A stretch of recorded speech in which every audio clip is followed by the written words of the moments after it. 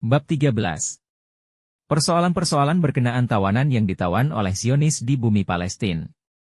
Sholat tawanan di dalam penjara.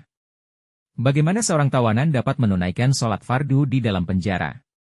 Ketika itu, tangan dan kakinya diikat. Tubuhnya pula dirantai kemas pada dinding penjara.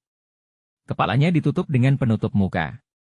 Sedangkan dia dalam keadaan berhadas, yaitu tidak suci dan kotor. Dia pula tidak dibenarkan membuang air dengan cara biasa selama beberapa hari. Oleh itu, sekiranya seorang tawanan berada dalam keadaan itu, bagaimanakah dia menunaikan kewajibannya? Jawaban Dr. Yusuf Al-Qaradawi.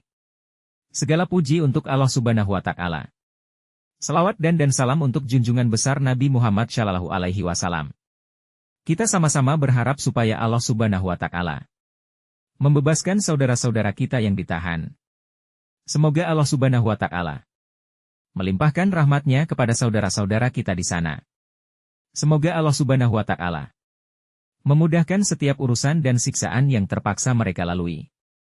Menjawab persoalan yang ditanya oleh saudara kita, sholat adalah ibadah wajib kepada seluruh umat Islam walau bagaimana sekalipun keadaan mereka. Sama ada mereka sihat ataupun sakit, dalam keadaan baik ataupun ditimpa musibah. Sama ada ketika berada di tempat sendiri ataupun bermusafir, dalam keadaan aman ataupun berperang.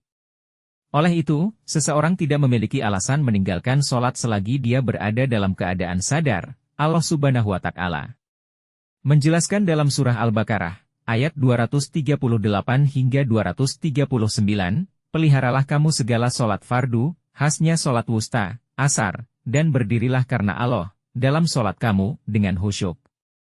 Dan jikalau kamu takuti sesuatu bahaya, maka sholatlah sambil berjalan ataupun berkendaraan, kemudian apabila kamu sudah aman sentosa, maka hendaklah kamu mengingati Allah, sebagaimana Allah sudah mengajar kamu apa yang kamu tidak mengetahuinya. Ayat ini menerangkan, seorang muslim itu wajib menunaikan sholat fardu walau bagaimanapun keadaan mereka. Seandainya mereka berada dalam ketakutan seperti dalam situasi peperangan, diperangi musuh, mereka tetap wajib menunaikan sholat. Mereka boleh menunaikan sholat dalam keadaan berjalan ataupun menunggang selagi mereka mampu. Yaitu sholat mengikut kemampuan diri, sama ada di atas binatang tunggangan, kapal terbang, ataupun apa-apa kendaraan, selagi mereka mampu. Rasulullah Shallallahu Alaihi Wasallam berkata kepada Imran bin Husain, sholatlah kamu dalam keadaan berdiri. Sekiranya kamu tidak mampu, sholatlah dalam keadaan duduk. Sekiranya kamu masih tidak mampu maka, sholatlah di perbaringan. Allah Subhanahu wa Ta'ala memberitahu dalam surah At-Taghabun, ayat 16, oleh itu bertakwalah kamu kepada Allah sedaya upaya kamu. Rasulullah SAW menjelaskan, sekiranya kamu disuruh melakukan sesuatu, maka lakukanlah suruhan itu mengikut kemampuan kamu. Allah Subhanahu wa Ta'ala menerangkan dalam surah Al-Baqarah, ayat 286, Allah tidak memberati seseorang melainkan apa yang terdaya olehnya. Islam menetapkan, bersuci adalah syarat sah sholat seseorang itu. Contohnya, suci daripada kekotoran, suci daripada najis, menghadap kiblat, menutup aurat, dan selain daripada itu yang termasuk dalam syarat sah sholat. Namun, terdapat rukun-rukun sholat yang gugur apabila seseorang itu betul-betul tidak mampu melakukannya. Contohnya, berdiri tegak, rukuk, sujud, dan lain-lain lagi. Apabila seseorang itu tidak mampu bersuci menggunakan air, dia boleh bersuci dengan bertayamum. Kemudian, dia boleh menunaikan sholat dan tidak berhajat kepada berwuduk menggunakan air dan mandi. Sekiranya seseorang itu tidak mampu untuk bersuci menggunakan air ataupun tayamum, yaitu berada dalam keadaan sebagaimana yang ditanya oleh saudara, dalam masalah ini, ulama fiqh menamakannya sebagai orang yang hilang suci. Ini bermaksud, tidak dapat mengambil air dan tayamum. Maka, tawanan yang berada dalam keadaan itu boleh menunaikan sholat tanpa wuduk menggunakan air atau bertayamum. Ibnu Rajab menyebut dalam kitab Jami, Al-Ulum wal Hikam, Rasulullah Shallallahu Alaihi Wasallam menjelaskan, sekiranya kamu disuruh melakukan sesuatu, maka lakukanlah suruhan itu mengikut kemampuan kamu. Dalil ini menyatakan, seseorang yang tidak mampu melaksanakan tuntutan yang diwajibkan kepada dirinya, maka dia boleh menunaikan kewajiban itu setakat yang dia mampu. Sekiranya dia tidak mampu melaksanakan seluruh tuntutan, dia boleh melaksanakan separuh daripada tuntutan itu selagi dia mampu menunaikannya. Ini adalah masalah terpencil. Sesiapa yang tidak mampu menghadap kiblat, seperti tawanan yang dikurung di dalam penjara dan diikat pada dinding, dia boleh menunaikan sholat mengikut kemampuan dirinya.